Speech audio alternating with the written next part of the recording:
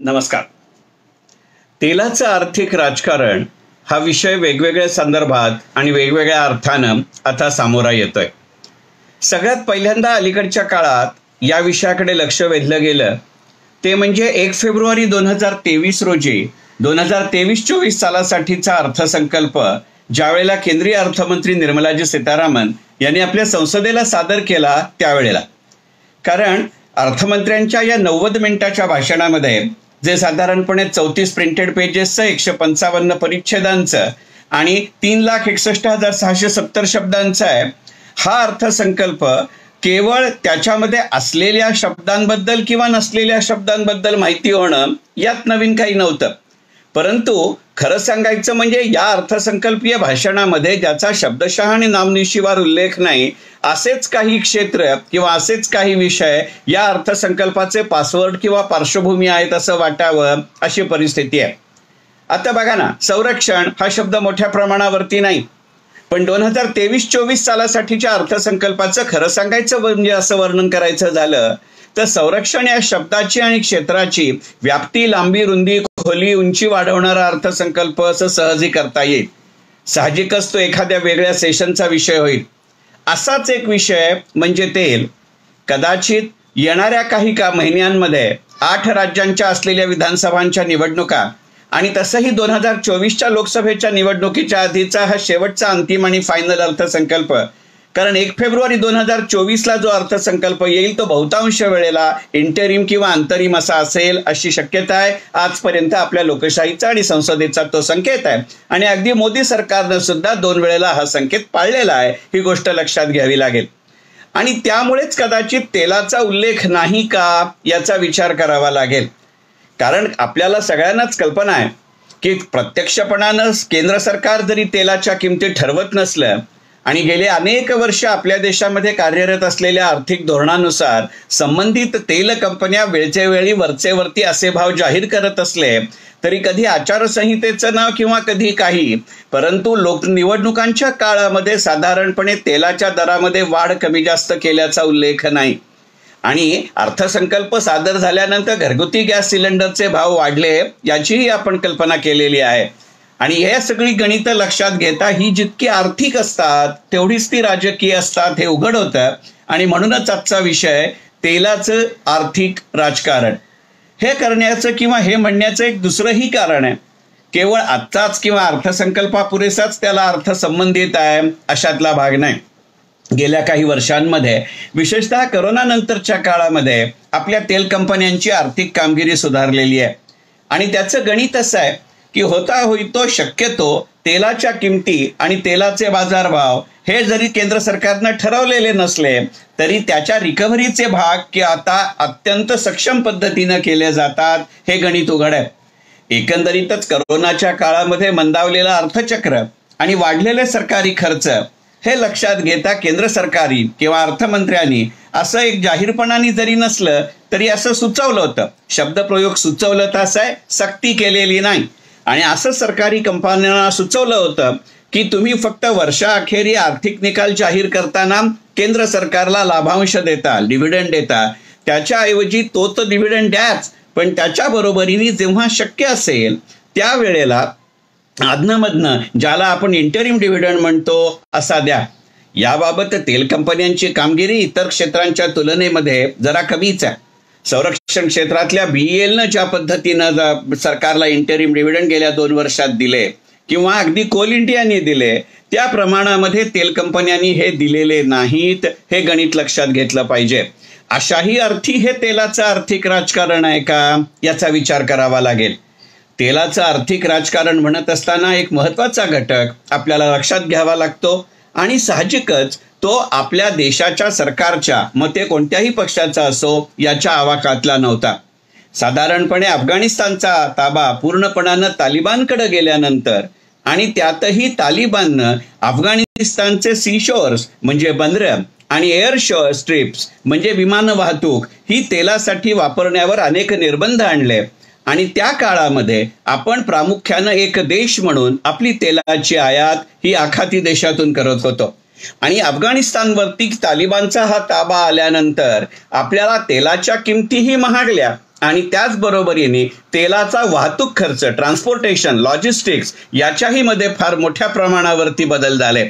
आणि त्यामुळे काही वेळेला जागतिक बाजारामध्ये तेलाच्या किमती जरी कमी झालेल्या असल्या तरी सुद्धा आपल्या देशांतर्गत तेलाचे भाव त्या प्रमाणात आणि त्या वेगानं कधीही कमी झाले नव्हते. आणि त्याच्यामध्ये हा वाढीव वाहतूक खर्च अशी एक सबब दिली जात होती. सबब म्हणण्याचं कारण असं की काही जणांना ही सबब किंवा हे कारण पटत होतं, अनेकांना ते पटत नव्हतं. अनेकांना ते न पटण्याचं सगळ्यात महत्वाचं कारण असं की 2014च्या आधीच्या काळामध्ये जे ऑइल बॉन्ड्स काढले गेले होते आणि त्याच्यावरचं देय, व्याज आणि मुद्दल याचंही एक फार मोठं बर्डन किंवा ओझं या तेलाच्या किमतींवरती आणि पर्यायानं सरकारच्या तिजोरीवरती होतं का याचाही विचार आहे. आणि एकंदरीतच ऑइल बॉन्ड हा विषय खरं सांगायचं म्हणजे कमर्शियल असण्यापेक्षा तो इको पॉलिटिकल जास्त झाला. त्याचे सामाजिक परिणाम किंवा दुष्परिणाम याची चर्चा जेवढी झाली नाही तेवढी त्याची राजकीय हमरीतुमरी झाली. अशाही अर्थाने तेलाचे भाव हे आर्थिक राजकारण असतं का याचा विचार करावा लागेल. विशेषतः 2014 नंतरच्या काळामध्ये आंतरराष्ट्रीय बाजारामध्ये जेव्हा तेलाच्या किमती कमी झाल्या होत्या त्या प्रमाणामध्ये आणि त्या वेगानं आपल्या देशामध्ये देशांतर्गत तेलाचे बाजारभाव कधीही कमी गेले नव्हते. सरकारनं अधिकृतपणानं जरी कधीही असं जाहीर केलेलं नसलं तरी सुद्धा या गोष्टीचा विचार करता एक गोष्ट इथे लक्षात घेतात की अनेकांचा असा समज होता की कदाचित आत्ता ज्या वेगानं आंतरराष्ट्रीय पातळीवरती तेलाचे भाव कमी होत आहेत त्यावेळेला आपण जर तेलाचे भाव कमी केले नाहीत तर यातनं जी एक रिझर्व्ह रक्कम केंद्र सरकारच्या हातामध्ये राहील ती ज्या वेळेला तेलाच्या किमती वाढतील त्यावेळेला हा रिझर्व्ह सरप्लस तिथे वापरता येईल आणि त्या प्रमाणात भारतीय नागरिकांवरती त्याचं ओझं देता येणार नाही. परंतु गेल्या 9 वर्षामध्ये तेलाच्या आंतरराष्ट्रीय बाजारभावांमध्ये आपण चढही पाहिले आणि उतारही पाहिले. आणि उतार जेव्हा होत होते त्या वेगानं आणि त्या प्रमाणात आपल्या देशांतर्गत तेलाचे बाजारभाव कधीही कमी झाले नाहीत. आणि या उलट मी मगाशी म्हटलं तसं तो बफर मनी तेलाचे बाजारभाव चढे राहत असताना नागरिकांच्या वाट्याला आले असंही उदाहरण नाही. निदान त्याची तीव्रता आणि प्रमाण हे अत्यंत कमी होतं. आणि सुदैवानं किंवा दुर्दैवानं याबद्दल फारशी चर्चा कधीच कुठे केली गेली नाही. अशाही अर्थी तेलाचं आर्थिक राजकारण ही गणितं लक्षात घेतली पाहिजेत. म्हणजे ऑर्थर हॅली याच्यात ऑइल या जुन्या कादंबरीत जसं म्हणतो की oil is not merely a commercial product but it is more than a commercial, it is more a political product. आणि त्याची पुरेपूर प्रचिती आपण काही काळापूर्वी घेतली. विशेषतः करोनाच्या काळामध्येच ज्या वेळेला आपल्या देशाचे चीनशी संबंध बिघडत होते त्याच काळामध्ये रशिया आणि युक्रेन युद्धाला एक वेगळी पार्श्वभूमी निर्माण केली गेली. रशिया आणि युक्रेनच्या युद्धामुळे खरं सांगायचं म्हणजे अमेरिकेच्या हाती एक कोलीत आल्यातली गत झाली. आणि जो पूर्वीपासूनचा राग मनामध्ये होता तो या ना त्या स्वरूपामध्ये रशियावरती काढला गेला. आणि त्याची तीव्रता आज वर्षानंतरही कमी झालेली नाही हे अगदी आपण अलीकडच्या उदाहरणावरती पाहतो. आत्ता अगदी काही दिवसांपूर्वी अमेरिकी राष्ट्राध्यक्ष जो बायडेन हे युक्रेनमध्ये गेले होते आणि त्यांनी युक्रेनला संपूर्ण पाठिंबा जाहीर केलेला आहे. केवळ हा पाठिंबा शाब्दिक, नैतिक किंवा राजनैतिक असा नाहीये तर शस्त्रास्त्रांच्या पुरवठ्याबाबतही ही भूमिका पाळली जाईल अशी गणितं होती. आणि अशी मनोभूमिका, अशी राजकीय भूमिका आणि अशी आर्थिक भूमिका असणाऱ्या अमेरिकेनं रशियावरती मात्र $US बांधण्याची बंदी करण्यात आली होती. आणि त्यामुळे रशियालाही स्वतःच्या तेलाच्या आयाती निर्यातीचा विचार करावा लागला. कारण रशिया आणि अमेरिका ही दोन्ही राष्ट्र अशी आहेत की ती एकाच वेळेला तेलाचे महत्वाचे उत्पादकही आहेत आणि तेलाचे महत्वाचे उपभोक्ते म्हणजे कन्झ्युमरही आहेत. त्यामुळे एकाच वेळेला उत्पादन, आयात आणि निर्यात या तिन्ही आघाड्यांवरती अमेरिका आणि रशिया हे सक्रिय असतात. आणि मग ज्या वेळेला अशा पद्धतीची बंधनं येत गेली त्यावेळेला आपल्या देशानं एस जयशंकर या आपल्या परराष्ट्र मंत्र्यांच्या नेतृत्वाखाली काही बोलणी, काही वाटाघाटी, काही चर्चा या रशियाशी केल्या. आणि त्यानंतरच्या काळामध्ये टप्प्याटप्प्यानं आपल्या आखाती देशांकडनं कराच्या तेलाच्या आयातीचं प्रमाण हे कमी होत गेलं आणि बरोबर त्याच प्रमाणामध्ये आपण रशियाकडनं केलेल्या तेलाच्या आयातीचं प्रमाण हे चढ राहिलेलं आहे. म्हणजे केवळ ते रशिया आपल्याला तेल देतं एवढंच त्यामधलं अर्थकारण नाही, तर त्याला ही अशी एक राजकीय पार्श्वभूमी आहे आणि हे लक्षात घेता तेलाचं आर्थिक राजकारण हा घटक समजून घेतला पाहिजे. आणि त्याच वेळेला ज्या वेळेला आपण एक देश म्हणून तेलाकडची आयात करतोय, कारण एक जागतिक बाजारातलं हे नागडं सत्य आहे आणि ते काही फारसं सुखावह नाही. ते म्हणजे असं की हिंदुस्थान किंवा भारत या आपल्या देशाची तेलाची आयात ही पूर्णपणाने आपल्या मागणीच्या तीव्रतेवरती अवलंबून असते. आणि तेलाचे बाजारभाव काहीही असले तरी आपली मागणी चढी राहते, हे उघड सत्य आहे. आणि त्यामुळे ज्या वेळेला आपण तेलाची आयात करतो किंवा खरेदी करतो त्या वेळेला हा घटक बाजारभावात ठरत असताना नेहमी आपल्या विरुद्ध जातात. त्याच वेळेला पूर्वीच्या काळामध्ये आपल्या देशाकडे असलेला मर्यादित परकीय चलनाचा साठा लक्षात घेता फार दीर्घकालीन हेजिंग स्वरूपाचे किंवा फार दीर्घकालीन डेरिव्हेटिव्ह स्वरूपाचे व्यवहार आपल्या देशाला तेलाच्या बाजारामध्ये करता आले नाहीत. म्हणजे एकीकडे ज्याला आपण प्राइस इन इलॅस्टिक असं म्हणू अशी आपली तेलाची आयात आणि दुसरीकडे त्याला पाठिंबा देण्याजोगी नसलेली सक्षम परकीय चलनाची स्थिती, यातून तेलाचे बाजारभाव हे गणित नेहमीच आपल्या देशाच्या विरुद्ध पडलेलं आहे किंवा आपल्याला ते व्यस्त ठरलेलं आहे. अशाही अर्थी तेलाचं आर्थिक राजकारण आहे. पण गेल्या काही महिन्यांमध्ये किंवा गेल्या वर्ष दीड वर्षाच्या काळामध्ये जेव्हा आपण एक देश म्हणून रशियाकडनं आयात करायला गेलो त्याचेही वेगळे फायदे आहेत. एक तर जागतिक बाजाराच्या तुलनेमध्ये थोड्या प्रमाणात का होईना पण तेलाला सवलतीच्या दरामध्ये रशिया आपल्याला पुरवठा करतो, कारण तसंही रशियाला आता डॉलर वापरता येत नाहीत आणि रशियाही आपल्याबरोबर व्यवहार करणारा व्यावसायिक पार्टनर शोधत होता. आणि रशिया आणि भारत हे दोन देश केवळ तेला पुरेसे आता व्यापारी भागीदार राहिलेले नाहीत, हे अत्यंत उघड सत्य आहे. त्याच्या पाठीमागचे असलेले राजकीय प्रवाह आणि आंतरप्रवाह, ज्याला मराठीमध्ये आपण करंट, क्रॉस करंट किंवा अंडर करंट असं म्हणू शकू, हेही अत्यंत उघड आहेत. पण त्याचबरोबरीनं तेलाची अशा पद्धतीची देवाणघेवाण हेही एक आर्थिक राजकारण किंवा राजकीय अर्थकारण आहे, हे गोष्ट लक्षात घ्यावी लागते.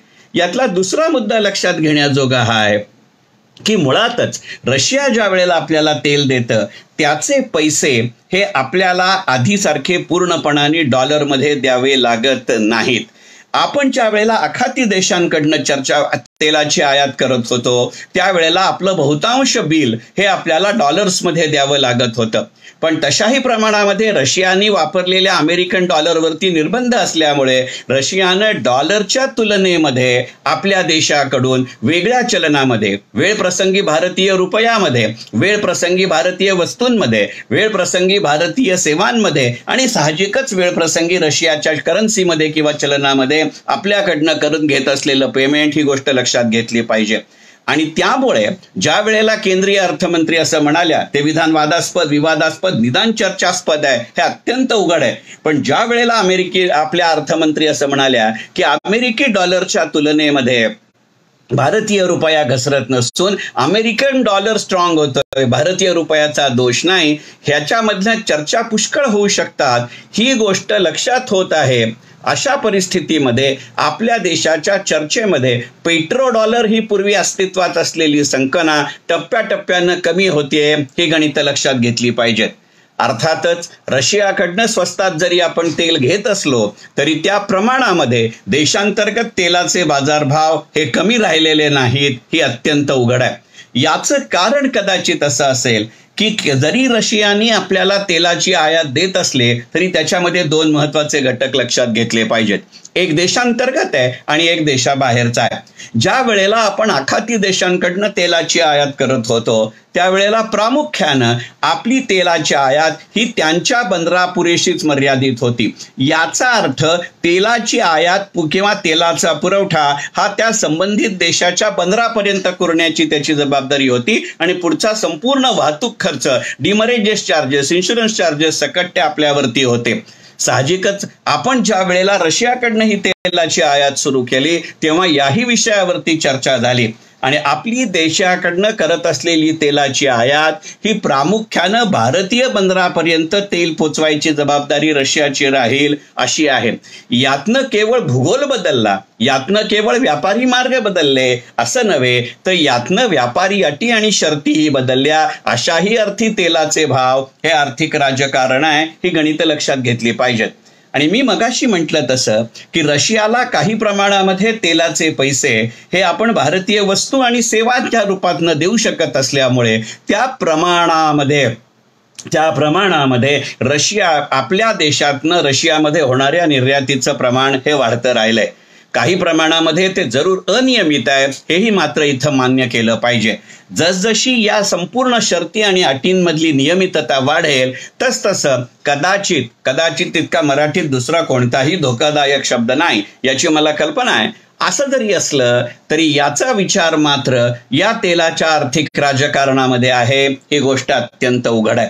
मला स्वतःला असं वाटतं की या सेशनच्या सुरुवातीला मी म्हटलं तसं की यंदाच्या अर्थसंकल्पीय भाषणामध्ये तेल हा शब्द एकदाही जरी येत नसला तरी सुद्धा येणाऱ्या 8 विधानसभांच्या निवडणुका आणि त्यातही अलीकडच्या विधानसभा आणि पोटनिवडणुकांचे लागलेले निकाल पाहता तेलाच्या आणि साखरेच्या किमती या राजकीय कारणांमुळे जास्त बदलतील की अर्थकारणामुळे जास्त बदलतील याचा विचार करावा लागेल. परंतु आपल्या देशाच्या राष्ट्रीय ढोबळ उत्पन्नाचा म्हणजे GDPचा ज्या पद्धतीनं विकास होतोय, जगामध्ये काही मोजके देश आहेत की ज्यांनी सातत्याने करोनाच्या आणि नंतरच्याही काळामध्ये वर्षाला 5% जास्त GDPचा विचार केला आणि प्रत्यक्ष ते अंमलात आणलं. त्यामध्ये आपला एक देश आहे. त्यामुळे अर्थचक्राची गती जर वाढती ठेवायची असेल, मग ती लघु उद्योगाच्या माध्यमातून असेल, कुटीर उद्योगाच्या माध्यमातून असेल, मध्यम आकाराच्या उद्योगातून असेल, दीर्घ आकाराच्या उद्योगातून असेल, मोठ्या आकाराच्या उद्योगातून असेल, अगदी सेवा क्षेत्रांच्या वाढत्या विस्तारातनंही असेल, तरी सुद्धा तेलाची मागणी वाढती राहील. कधी उत्पादनासाठी तर कधी वाहतुकीसाठी. ही गणित लक्षात घ्यावी लागतील.